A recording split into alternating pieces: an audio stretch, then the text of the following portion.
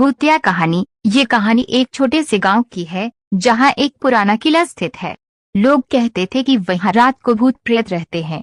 कई बार गांव वाले किले के पास से गुजरने से डरते थे क्योंकि वहां अजीबोगरीब आवाजें आती थीं। लेकिन एक दिन गांव में एक साहसी युवक रघु आया।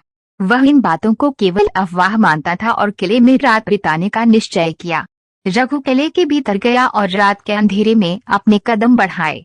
किले का माहौल बहुत ही खौफनाक था। दीवारों पर मुरझाए हुए पौधे लटके हुए थे और हवा में सर्दी का एहसास था। रघु ने एक कमरे में बत्तियां बुझाई और सोने की कोशिश की, लेकिन उसे कुछ अजीब महसूस होने लगा।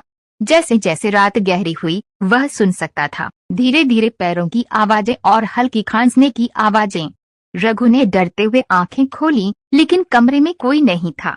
अचानक उसके सामने एक धुंधली सी आकृति दिखाई दी जो धीरे धीरे आकार लेने लगी।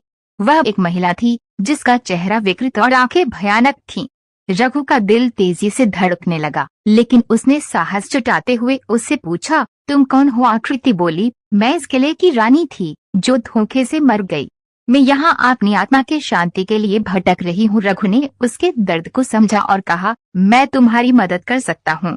मुझे बताओ, तुम्हारी आत्मा को शांति कैसे मिलेगी? रानी ने उसकी ओर देखा और धीरे से बोली, तुम्हें किले के भीतर पुराने मंदिर में मेरी मूर्ति को पुनः स्थापित करना होगा, तभी मेरी आत्मा को शांति मिलेगी। रघु ने रात भर कड़ी मेहनत की और मंदिर में जाकर मूर्ति स्थापित कर दी।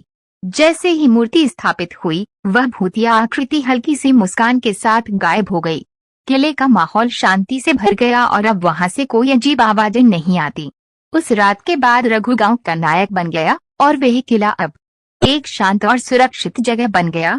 लोग कहते हैं कि रघु की बहादुरी से उस किले की आत्मा को शांति मिली और वह अब कभी परेशान नहीं करती। कहानी से शिक्षा, साहस और समझदारी से किसी भी समस्या का हल निकाला जा सकता है।